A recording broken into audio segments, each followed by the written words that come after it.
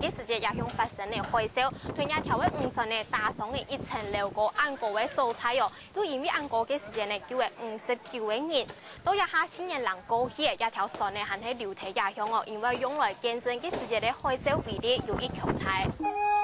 北方上輪發生蘇南米嘅事件，大下多為一對蘇南米嘅紀念碑，下邊係一條五船嘅救命事跡。船後還有工人無限輪做觀賞用嘅鋪頭。一隻嘅景家已經變做外國觀光客翕相來釣嘅素材。外國人、華人都要，或者外來做喺本地，一年要拍集飛過嚟一要，或者嗰啲來都來嘅停工嘅就要鐵船發天船。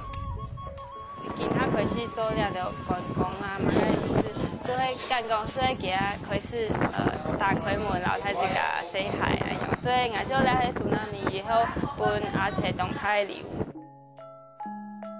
蘇南米過後留下來嘅遺跡，俾阿切帶來觀光，還本阿切人保持堅固。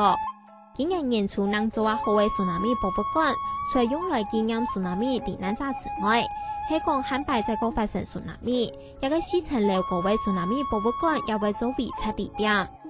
Adalah untuk menyelamatkan kalau seandainya ada kejadian-kejadian tsunami bisa muat beberapa ribu orang di atas katanya. Dan nanti mungkin ada yang luka-luka parah, ada yang harus diamputasi, itu ada helipad di atas. Nanti untuk dievakuasi di tempat yang aman atau ke rumah-rumah sakit terdekat.